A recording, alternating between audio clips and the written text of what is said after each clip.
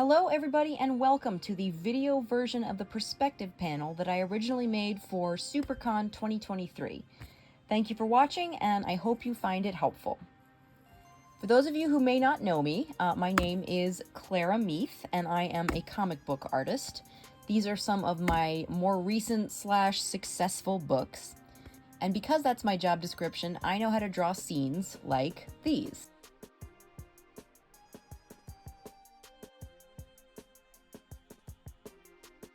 And hopefully after today, you will be well on your way to being able to do that as well. Whether you are just a beginning artist or you have some experience, but you still find perspective to be challenging, hopefully some of the principles I can relay to you in this presentation will move your art in a good direction. Because if you can get your head around perspective and start using it in your work, I promise you, the quality of your work will skyrocket. So here's how this is going to go. I've decided to break this panel into 3 distinct parts because I find that helps me, at least, understand and retain information better if it's categorized like this. So that being said, let's jump right in. Part 1, what is perspective? There are a lot of misconceptions and misunderstandings about perspective floating around. I first started running into these at art school of all places. There were a lot of students who just decided that perspective looked too hard and they weren't going to learn it and they were going to avoid it, and it really hurt their work. It really damaged their ability to progress as an artist. And once I got out of art school, I continued to see that attitude, which was a bit discouraging because I really want your art to just thrive. And perspective and an understanding of perspective and an application of perspective is really what's going to get it there. The first misconception about perspective that I run into is that drawing in perspective equals making 3D shapes. Now, it is true that if you use perspective correctly, your shapes will look 3D, your forms will look multidimensional, which they should. But that is an effect of perspective. That's not really its primary function. That's one of the things it does, but the full effect of perspective is so much more than that. The next misconception is that it is avoidable or optional, that you can draw fine without understanding it as long as you limit yourself to certain specific things. I met a lot of people who really believed that if they didn't draw buildings or complex environments, like, say, the Mona Lisa or Gainsborough's Blue Boy, that they wouldn't really need perspective. And you also meet people that feel that if they stick to something, simple and static, like a still life, that you probably also don't need perspective. But the unfortunate reality for this viewpoint is that perspective is present in every image. If you so much as draw a dot on a page, there is relevant perspective describing that dot's location. Perspective is not something you can avoid.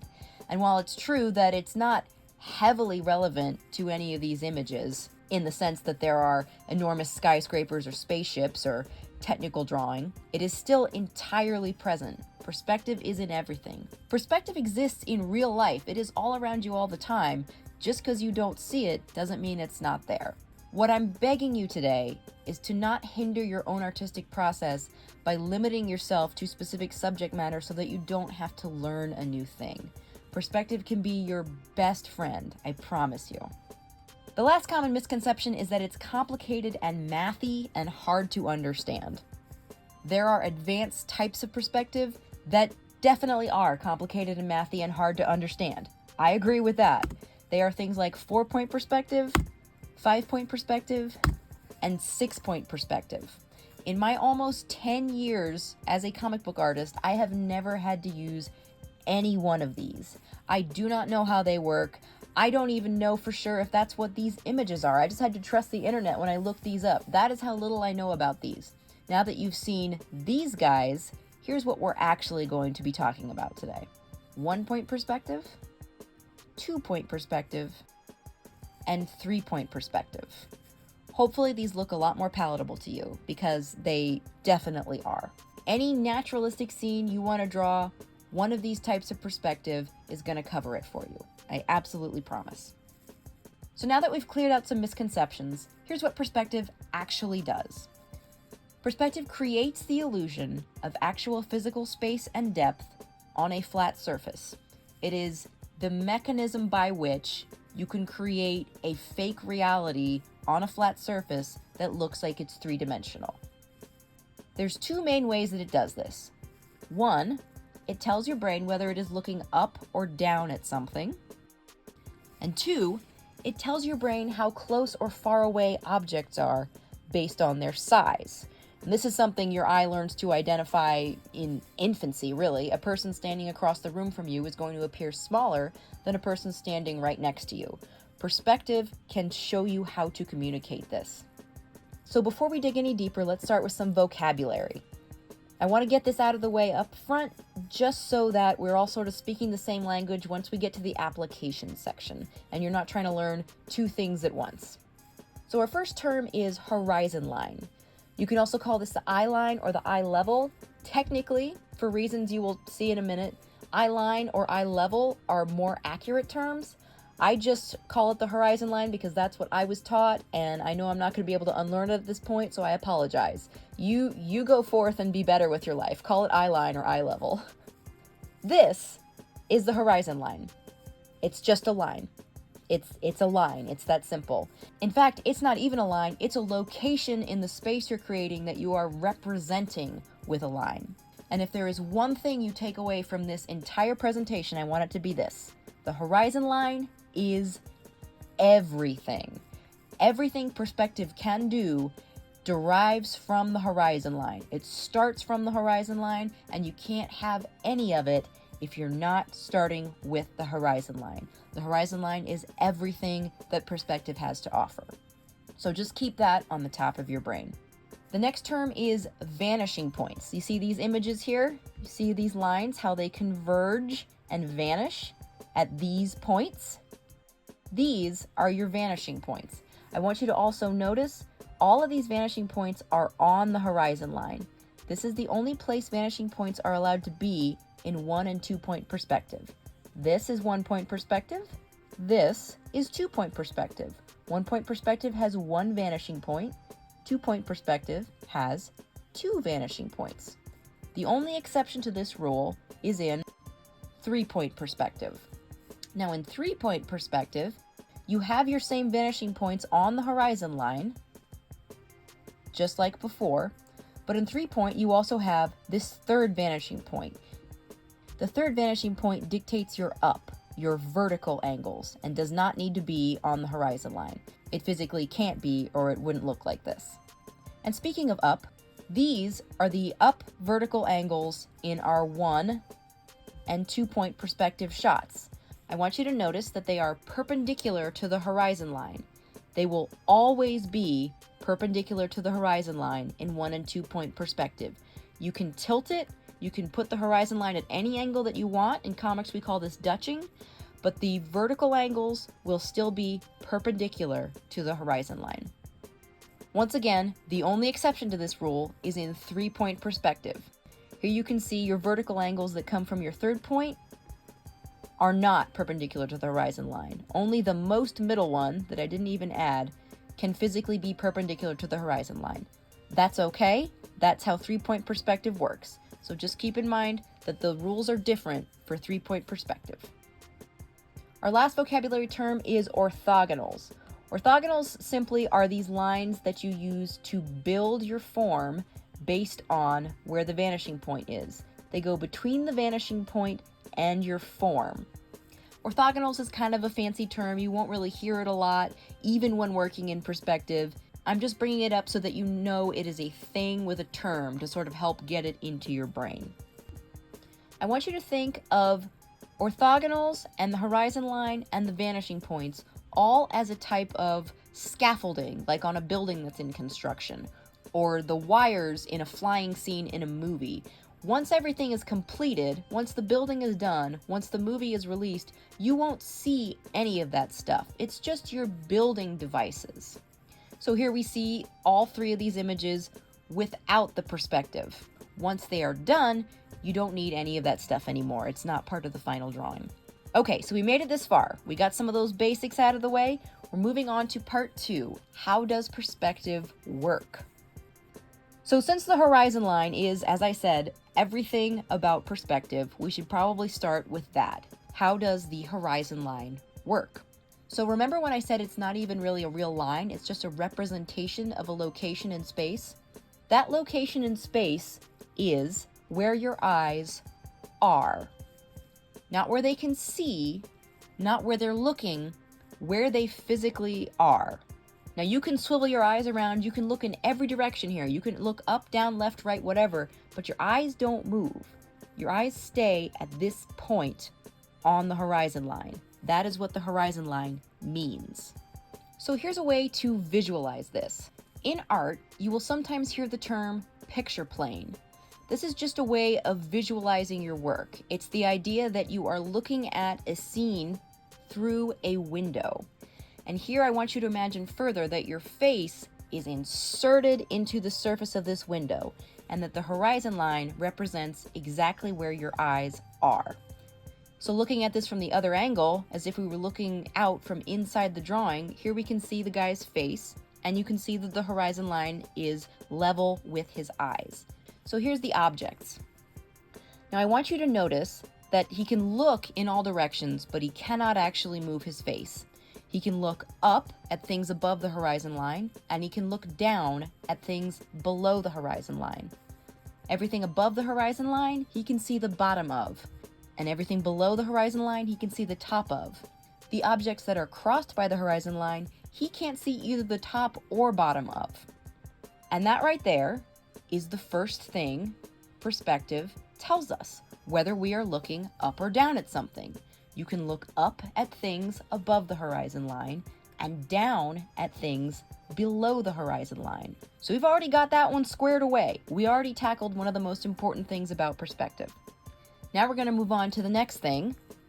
Perspective tells your brain how close or far away objects are based on their size. So perspective, when used correctly, has a mechanism that will tell you exactly how to scale an object in size depending on where you want it in the three-dimensional area you are creating in your drawing. So let's jump in. How do we use the horizon line to scale objects? So there's two ways to do this. The first one is very simple. It almost is going to feel like magic. On the horizon line. So here's a very simple little scene. We have our male figure here. He's a bit taller than our female figure, but the horizon line crosses through both of their bodies. Notice that it crosses him on the shoulders, right at the bottom of the delts there, and it crosses her pretty much at the base of her neck. So let's say we want a couple clones of these figures, and we want some to be closer to us and some to be farther away. How would we do that? How would we know what size to make them? In cases like this, where the horizon line crosses your figure, it's actually extremely simple. You can make these figures any size you want, as long as the horizon line crosses the same point on their body. So let's try getting a bigger one of these guys. And there he is. The horizon line still crosses the same point on his body, so that is correct. Let's keep going. There's an even bigger one. Line crosses at the same point, so this is correct.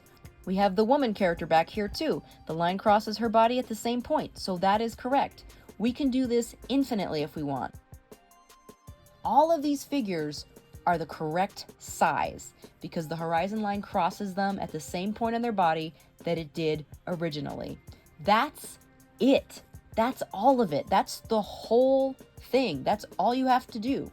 And this is not limited to just figures. You can do this with any object that is crossed by the horizon line. It could be a building, it could be an animal, it could be a toaster with legs. It doesn't matter. As long as the horizon line still crosses at the same place, that object will be the same size no matter how far away or how close you make it. So moving on to type 2, off the horizon line. So imagine you're looking up or down at something. Imagine you're on a balcony looking down at a group of people on the ground. Or imagine you're lying on the ground looking up at a group of people standing on a staircase. In both those cases, it's impossible for the horizon line to cross those figures that you're looking at. So how do we scale them? There is a way to do this too. We're going to start with our picture plane here.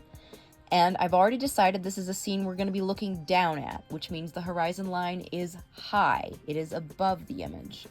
Now, before we do this with figures, I'm going to do this with cubes to keep it very simple, and also because I know I haven't actually walked you through how to use perspective to build a shape. So let's get started.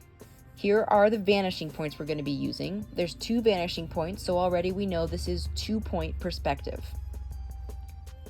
Start with a line, send orthogonals to one vanishing point on one side, and send orthogonals to the other vanishing point on the other side.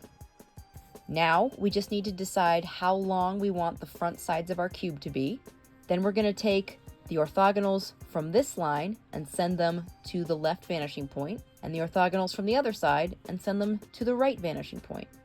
And there you have a cube. Now say we want another one. Say we want one on this side that is closer to us and therefore larger. How would we do that? Well, we could just extend those orthogonals. We extended these, use them for these sides of the cube, and we extended these and use them for these sides of the cube. So these cubes are the same size. We're viewing them at slightly different angles, so they're going to look slightly different, but they are in fact the same size in the artificial space that we have created. And again, we can do this pretty much infinitely. Want a smaller one back here? We can use those same lines. That cube is the same size as the other cubes. If we want a cube, say, moved slightly to the side, if it's not moving forward or backward in space at all, we can simply project from the edges. When you're projecting an object parallel to the horizon line, it doesn't change size at all because it's not moving forward or backward in space. Now, let's try this with figures. We're going to use the same picture plane, and we're going to use the same vanishing points, the same 2-point perspective. There's a guy. We got a guy. Now say we want an equal-sized guy to this guy closer to us, on this side, say right about here. How would we do that? Well, we're going to project from our left vanishing point. And there we have it. These 2 guys are the exact same size in the artificial space we have created. And again, we can pretty much do this infinitely. We can also send them backwards, make them smaller again. We can fill this panel with dudes as we want, and they will all be the exact correct size in the perspective we have built. And just like with the square, if we want to move them parallel to the horizon line, that's super easy because they don't have to change size at all. Now at this point you might be thinking, I see that and I understand why it works, but I still like the first one better because in that one, it seemed like you had more freedom. You can just kind of put your figures anywhere as long as you have the horizon line crossing them at the correct place. And I don't want to be limited by this sort of rigid grid we're working with here. No worries, because you can put figures anywhere you want with this setup as well. Let me show you how. So first of all, let's say we want a figure whose head is there. We'll choose that spot. I do recommend starting with the head, and you'll see why in a minute. So how do we figure out how big he needs to be in that location? Well, we're going to use this left vanishing point. We're going to project a line from the top of where his head's going to be to where we know we have a height standard. We're going to drop a line down to establish where his feet are. And then we're going to pull the other line out using the same vanishing point, and that creates the space he will occupy. And once again, this guy is exactly the same size as all these other guys. So there we are with none of the orthogonals, no vanishing points, no horizon line, none of the rigging. This is the final version of that piece. We have this whole army of guys, and they are all the correct size. This is why perspective is so amazing. All right, moving on to part 3. How do we use perspective? This is where you can actually start using perspective and all the things I've showed you so far in your drawings. So first of all, this is what not to do when using perspective in your drawings. And I wish so much somebody had just told me this when I was first starting out because it makes everything so incredibly simple. Don't do this. Don't start with your perspective. Don't start with your horizon line or your vanishing points or orthogonals or any kind of grid or anything like that. Because what that's going to do is it's going to force your drawing to conform to the perspective you already have. And what you want to do is the reverse of that. You want your perspective to conform to your drawing. Perspective is a tool that serves you, not the other way around. So here's how you do this. You're going to start with a rough sketch, and then you're going to find the perspective inherent in that drawing. And I'm going to show you how to do that. So first example, finding the perspective in a 1-point drawing. What we've got here is a little Western scene. You can already tell it's 1-point perspective because there's really only one angle going on, and all the angles sort of point roughly towards 1 point. So the first thing we have to do is find the horizon line, because the horizon line is everything. How are we going to do that?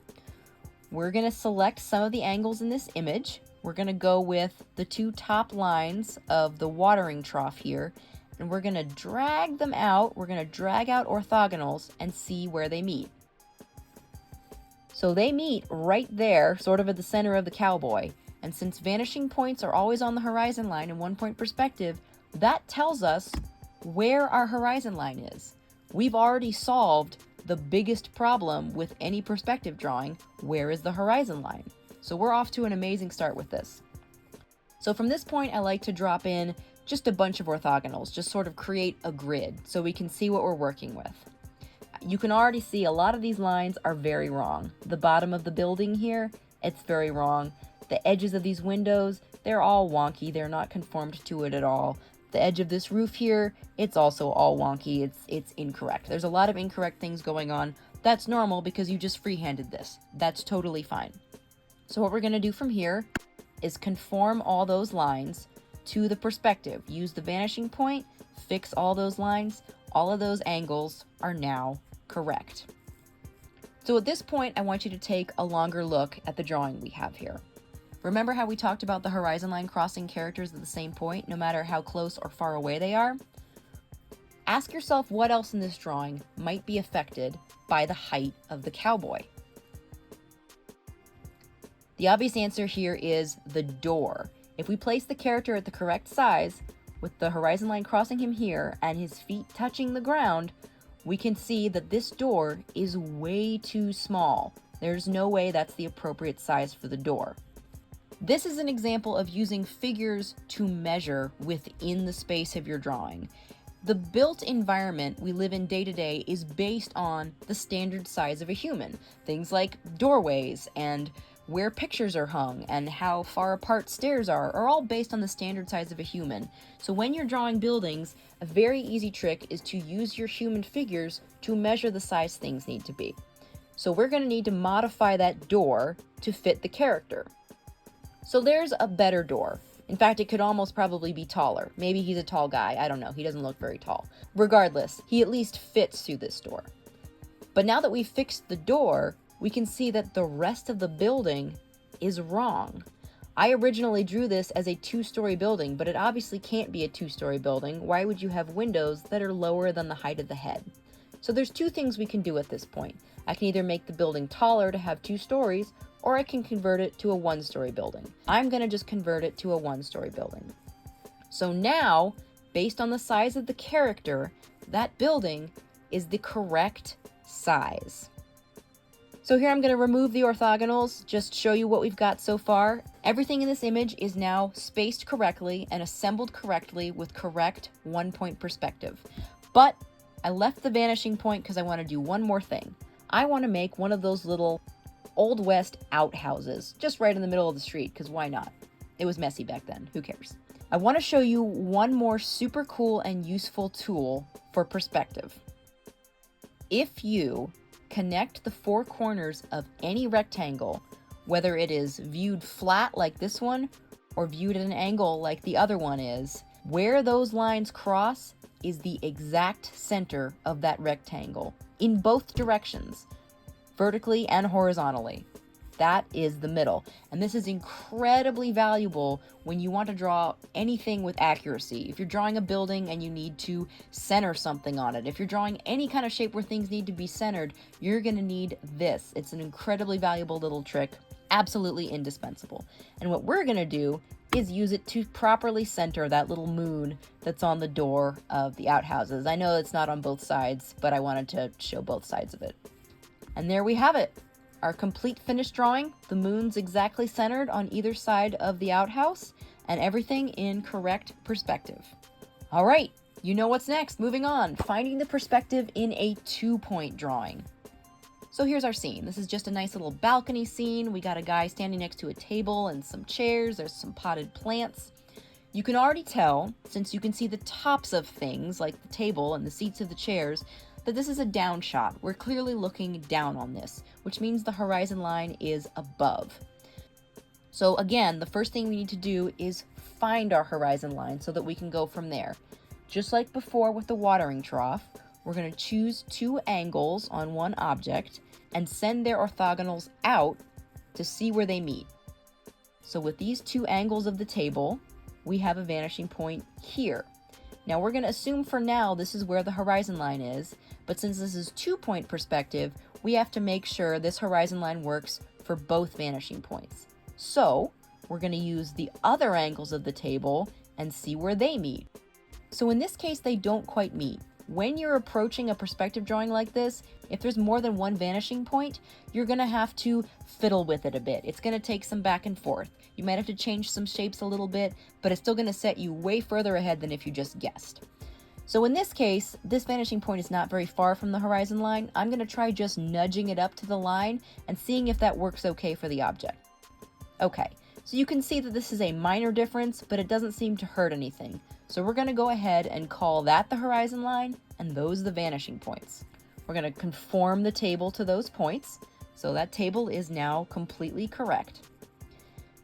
Now we're going to go ahead and lay in our grid. You don't have to do this. I just like to do it to help visualize what I'm working with here.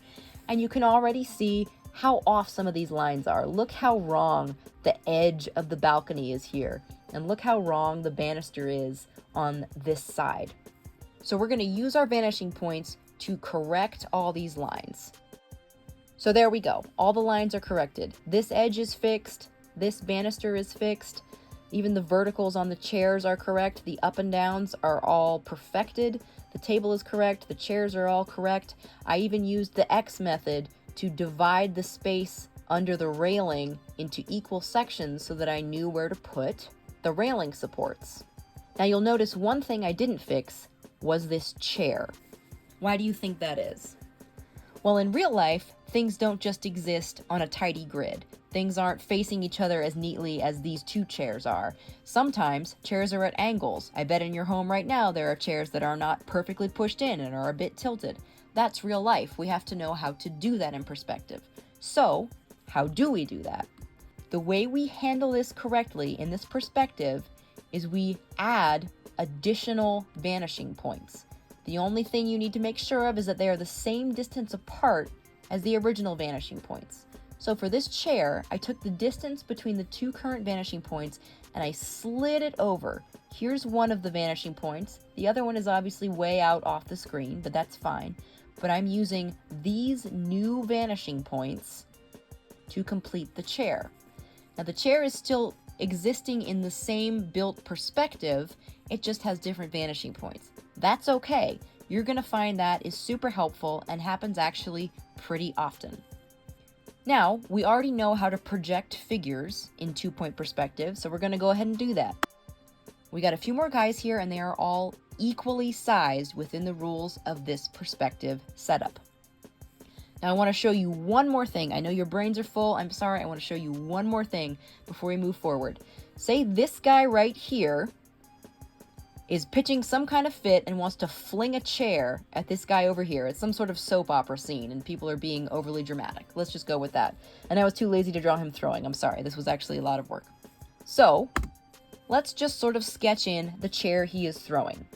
Now think about in real life if you went to throw a chair at someone. It wouldn't happen, again, in a perfect grid. You wouldn't throw it and it would drift towards them at an exactly squared off angle, right? It would move, it would tilt in space. There is a way to handle that as well. There's always a way to handle it. The way we address situations like this, since we already know how to find the perspective inherent in any given image, is this image gets its own private perspective. So it falls off the page a bit, I apologize for that, but this is the perspective I found for this object. This vanishing point goes this way to the horizon line, and this vanishing point goes this way to the horizon line.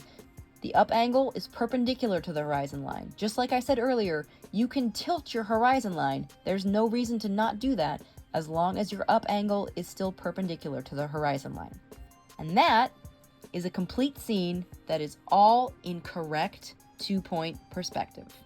All right, stick with me because we got one last one to go.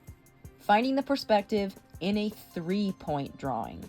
So again, this is how we start, with a rough sketch just as we imagine it. We've got a little tightrope walking scene here. This is a very classic 3-point style drawing, looking down at buildings. You can see we're looking down at them because we can see the top of that one. And the first thing we need to find is not the horizon line, but the third vanishing point, the one that dictates our vertical angles, our up and downs.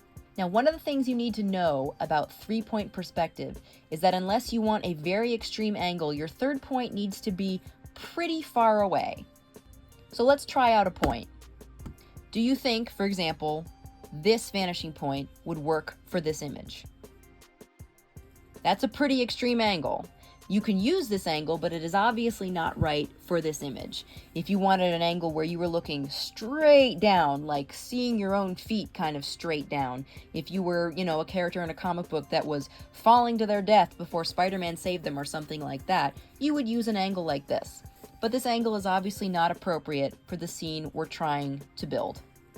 So here is how far away the actual third vanishing point is for this scene.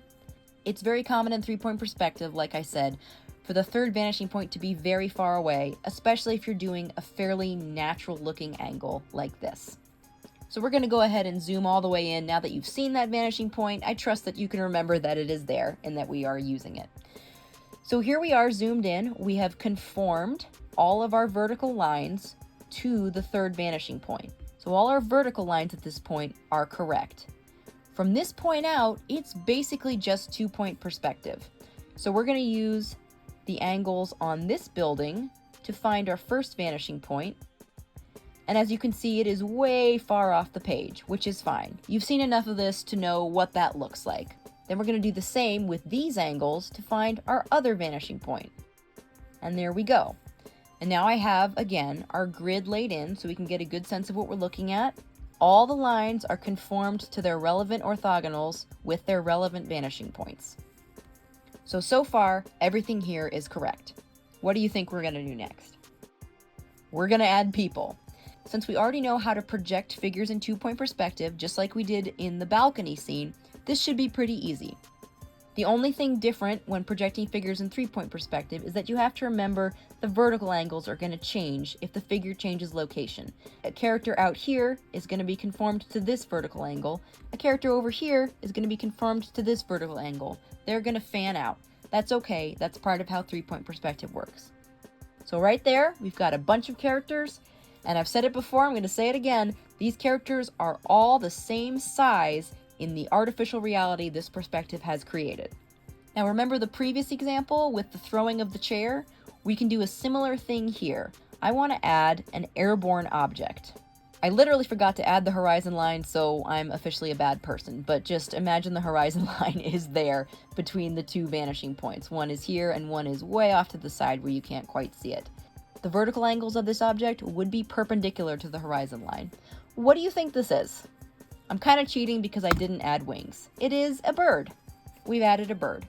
And this is another example of a useful application for perspective. If you're having trouble with foreshortening, start your form with a rectangle. That'll really help you build the form in correct perspective with correct foreshortening. And there we have it. I've removed all the perspective. This is our final scene. And you can see that even though this is still basically just a wireframe drawing, it feels correct, it feels accurate, and it feels kind of real because we use perspective correctly to build this. This is how powerful perspective is. You can build scenes like this with a believable sense of depth and location, and your eye will read this flat surface as though you are looking at a real scene. So that is it. We have made it to the end. Thank you so very much for watching. I hope I was able to cover enough things that this presentation was helpful to you. Please feel free to leave your questions in the comments or contact me directly, however you would like. I would love to clarify for you. I would love to help you going forward. Perspective is such a wonderful, powerful tool, and I am so in love with it, and it will make your art so, so good. I absolutely promise you. So you all have a wonderful day, and thank you for watching.